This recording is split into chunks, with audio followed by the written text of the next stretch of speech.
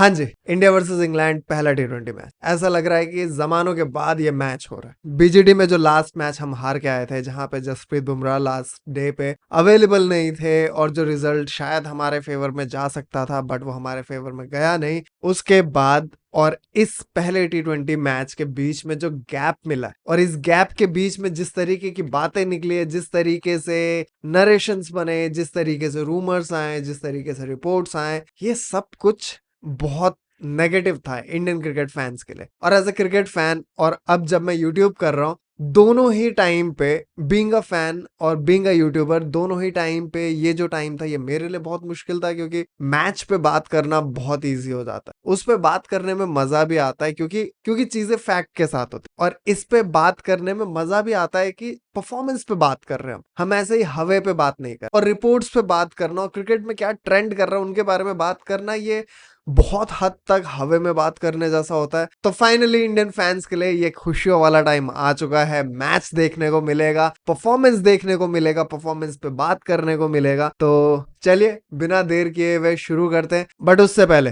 प्रथा को फॉलो करते हुए आप सभी को वीडियो को लाइक करना है, कमेंट करना है, और जो हमारे चैनल पे नए हैं उन्हें चैनल को सब्सक्राइब करना है और बेल नोटिफिकेशन को जरूर दबाएं ताकि वीडियो आप तक पहुंचे।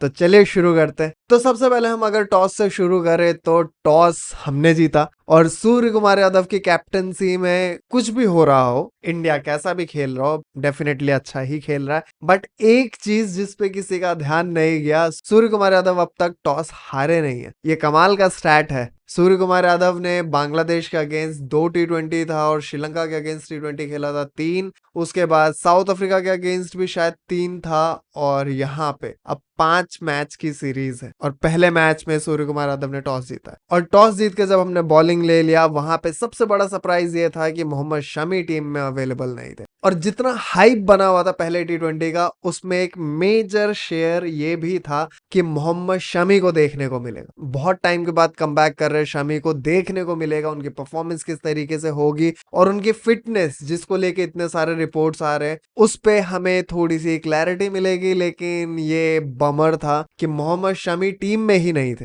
बट अर्शदीप ने आज जिस तरीके से गेम स्टार्ट किया, अर्शदीप ने आज जिस तरीके से फिल सॉल्ट को आउट किया, फिर बेन डकेट को आउट किया, और जिस तरीके से अर्शदीप ने आज बॉलिंग कराई है, कमाल की बॉलिंग, कमाल की बॉलिंग। और गौतम गंभीर जितने एक्टिव दिखे हैं पहले ही पावर प्ले के अंदर, कि अर्शदीप से 3 ओवर करा दिए पावर प्ले के अंदर, और जितने एनिमेटेड गौतम गंभीर थे, जिस तरीके से सूर्य कुमार यादव को बाहर से गाइड कर रहे थे, जिस तरीके से प्लेयर्स को इंस्ट्रक्शंस जा रहे थे, हार्दिक पांड्या से बात हो रही थी, और ड्रिंक्स ब्रेक के बीच में सूर्य कुमार यादव से जिस तरीके से प्रोएक्टिवली बात कर रहे थे, वो देख के काफी मजा आया। और मैच खत्म होने के बाद जहां पे ऐसा लगा था कि हम सिर्फ सेलिब्रेट कर रहे होंगे, वहां पे कुछ सवाल भी उठ गए कि गौतम गंभीर बिना रोहित शर्मा के काफी अच्छे कोच दिखते हैं, और जितने प्रोएक्टिव वो बिना रोहित शर्मा के होते हैं, वो उस तरीके की प्रोएक्टिवनेस रोहित शर्मा के होते हुए नहीं दिखा पाते। और इंडिया टीम भी रोहित शर्मा की कैप्टनसी में कुछ और तरीके से ही खेलती है, और दूसरे किसी कैप्टन के अंडर, बुमराह हो गए, सूर्य कुमार यादव हो गए, उनके अंडर टीम इंडिया अलग ही दिख रही होती है।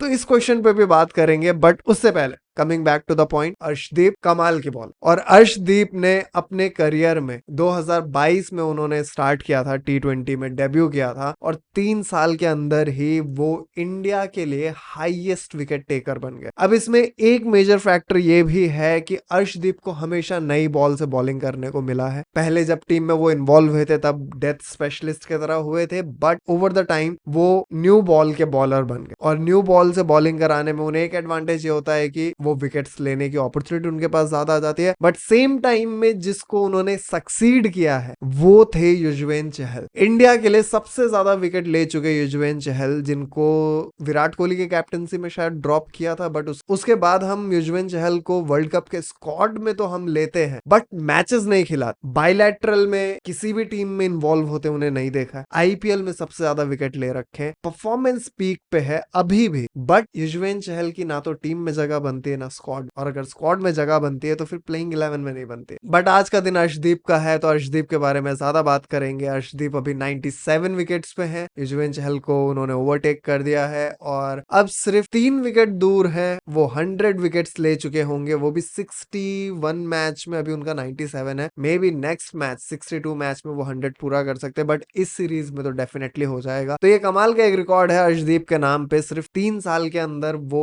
इंडिया के लीडिंग विकेट टेकर बन गए T20 फॉर्मेट में। कमाल का स्टैट है। अब वाइड बॉल में उन्हें ले तो लिया गया, चैंपियंस ट्रॉफी के लिए उनका स्क्वाड में इन्वॉल्वमेंट तो हो गया है, बट उनको लिया इसलिए गया है कि अगर बुमराह अवेलेबल नहीं हुए तो अर्शदीप बुमराह का बैकअप है। ये मुझे नहीं समझ में आया कि अर्शदीप जिस तरीके से बॉलिंग करा रहे, जिस तरीके की कमांड उनके पास है, जिस तरीके से वो बॉल को इन और आउट दोनों तरीके से स्विंग करते, दोनों तरफ स्विंग करते, वो बंदा बैकअप कैसे हो सकता। और आज एक कमाल की चीज थी, एक कमाल की चीज बोली थी जहीर खान ने क्रिक बज के इंटरव्यू में, जहां पे जहीर खान ये बोल रहे थे कि जहीर खान और इंग्लैंड का एक बंदा है, मैं नाम भूल गया, माइकल वॉग है शायद से, माइकल वॉग बोल रहे थे कि इंग्लैंड की बॉलिंग लाइनअप में एक भी लेफ्ट हैंडेड बॉलर नहीं है, ना स्पिन में ना पेस में। और एक लेफ्ट हैंडेड बॉलर जो कि राइट और लेफ्ट का कॉम्बिनेशन के बारे में हम जब बैटिंग में बात करते हैं, वैसे बॉलिंग में एंगल चेंज हो। तो इंडिया टीम जो कि वर्ल्ड कप में जब हम बात करते हैं, तो वर्ल्ड कप के टाइम पे मैंने ये पॉइंट उठाया था कि हमारे पास बैटिंग में लेफ्ट हैंडेड बैटर नहीं है,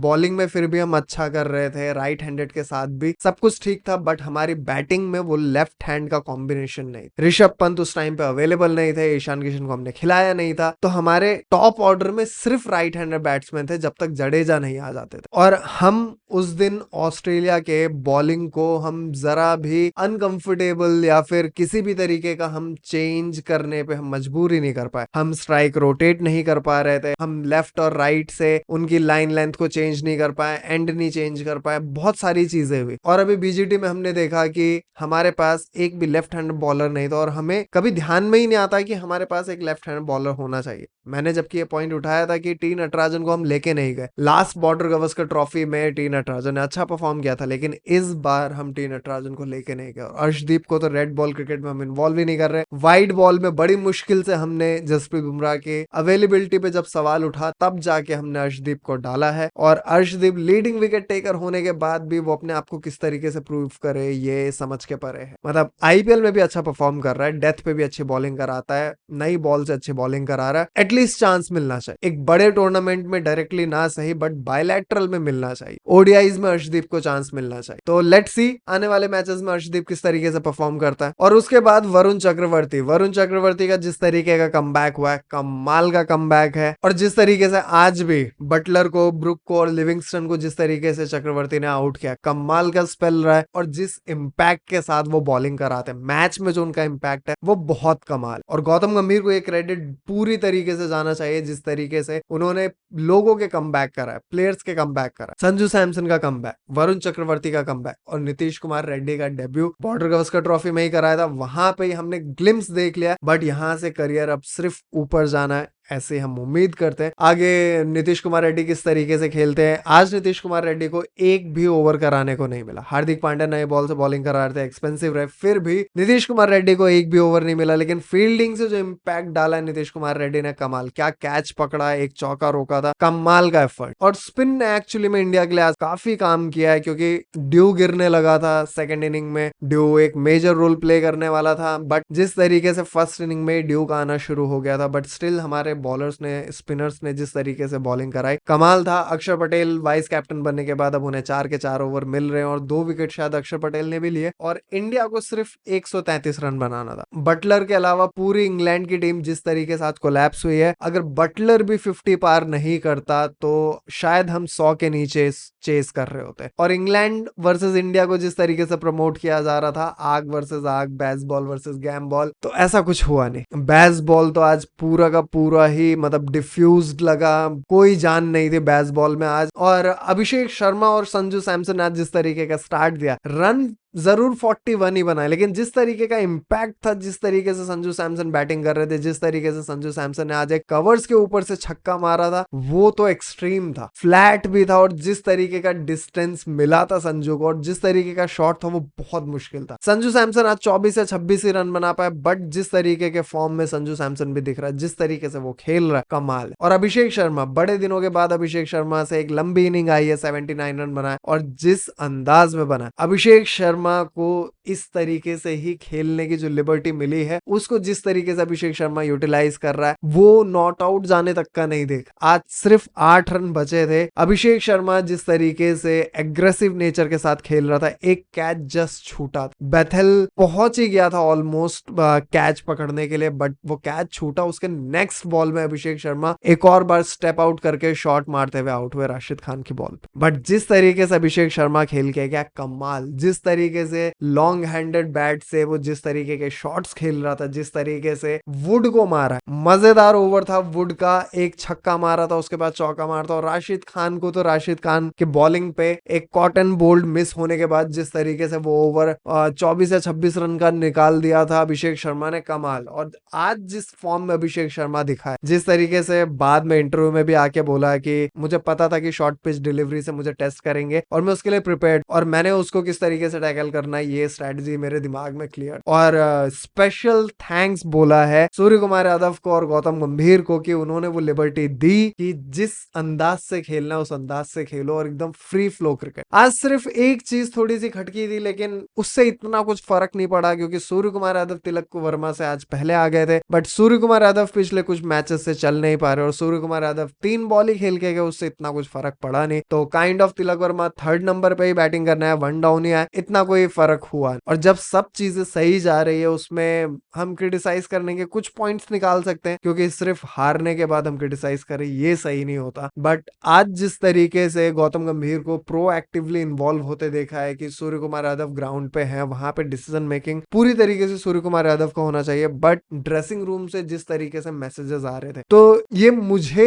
पर्सनली थोड़ा सा वियर्ड लगा। बट सेम टाइम पे मैं अपने फ्रेंड से बात कर रहा था तो एक उसका पॉइंट ऑफ व्यू भी मिला कि कैप्टन और कोच के बीच में ये ट्यूनिंग है और कैप्टन और कोच दोनों कंफर्टेबल है इस चीज को लेके कि मैसेज कोच दे सकता है और कैप्टन वो मैसेज लेने को तैयार है, तो फिर किसी और को क्या प्रॉब्लम होनी चाहिए। और जो कि मुझे बाद में सही भी लगा कि अगर उन दोनों के बीच की अंडरस्टैंडिंग इतनी क्लियर है कि कोच बीच मैच में सूर्य कुमार यादव को एक मैसेज दे सकता और वो एग्जीक्यूट करने के लिए रेडी है, उसको सही भी लग रहा है, तो फिर हमें दिक्कत नहीं होनी चाहिए, क्योंकि मैच स्ट्रैटेजी से चलता है और स्ट्रैटेजी कैप्टन और कोच दोनों बना सकते इक्वली। और गौतम गंभीर का इन्वॉल्वमेंट जिस तरीके से दिखा है कि वो कितना ज्यादा प्रोएक्टिव तरीके से इन्वॉल्व होना चाहते हैं, और शायद यही रीजन है कि कोच गंभीर और कैप्टन रोहित शर्मा इन दोनों के बीच में शायद यही डिफरेंस आ रहा है और यही एक रीजन है जिसके वजह से ये दोनों सेम पेज पे नहीं है। क्योंकि जब आप 2 लीडर को एक टीम को लीड करने के लिए दे दोगे तो फिर उन दोनों लीडर के बीच में थोड़े से क्लैशेस आना ये बहुत ही ऑब्वियस, मतलब ये चीज हमने विराट कोहली और अनिल कुंबले के बीच में भी देखा था। उस टाइम पे भी इंडिया टीम किस तरीके से परफॉर्म कर रही थी ये हम सब ने देखा और वो कितना गंद फैल गया था ये हम सबको याद। और मीम पेजेस पे कमाल के मीम्स चले हैं कि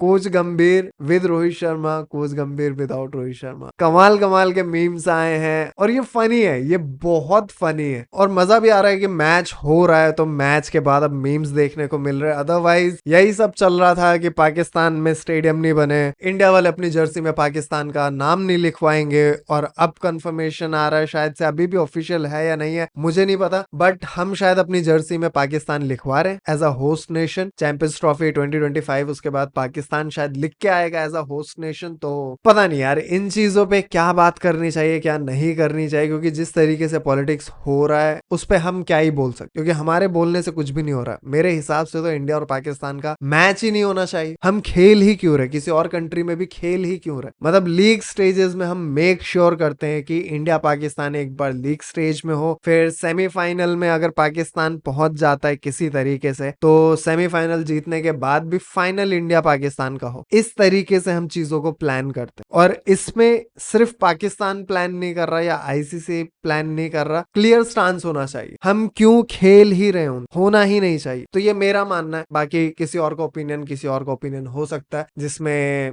शायद मैं भी गलत नहीं हूँ, वो भी गलत नहीं है, तो इस पे इतना स्ट्रेस आउट होने की जरूरत नहीं है। और टू बी ऑनेस्ट पॉलिटिकल चीजों में तो बिल्कुल भी बहस करने की जरूरत नहीं, क्योंकि ठीक है, लेट्स अग्री टू डिसअग्री, तो ये चीजें होनी चाहिए। बट अभी तो ये शुरुआत, अभी इंग्लैंड के साथ हमारे 4 T20 मैच और बचे हैं, उसके बाद ओडीआई सीरीज होना है जहां पे रोहित शर्मा फिर से कैप्टन बनेंगे। और जब ये वीडियो डाल दूंगा तब 23 तारीख होगी, तो 23 तारीख से ही रणजी ट्रॉफी स्टार्ट हो रहा है, और कौन कौन खेल रहा होगा ये भी हम देख लेंगे। इस बार तो रणजी ट्रॉफी में भी व्यूअरशिप काफी ऊपर जाएगा, तो लेट्स सी कि वहां पे जो प्लेयर खेलने उतरेंगे उनका फॉर्म वहां पे क्या है। और नेक्स्ट T20 मैच 25 तारीख को है। तो आज के लिए इतना ही। जाने से पहले मैं आप सभी को सिर्फ 2 मैसेज के साथ छोड़ के जाना चाहूंगा कि हमारे आसपास बहुत से ऐसे जानवर हैं जिनको हमारी जरूरत है, तो अगर वो आपके पास या आपके घर के आसपास आते तो प्लीज उन्हें भगाए नहीं, और हो सके तो उन्हें थोड़ा सा खाना, थोड़ा पानी, थोड़ा प्यार जरूर दे, इससे उनकी बहुत हेल्प होगी। और अपने घर के आसपास और अंदर पेड़ जरूर लगाए। तो आज के लिए इतना ही। वीडियो अच्छा लगा हो तो वीडियो को लाइक करें, कमेंट करो, चैनल को सब्सक्राइब जरूर करें। अब हम मिलेंगे नेक्स्ट वीडियो में, तब तक के लिए bye, take care, peace out.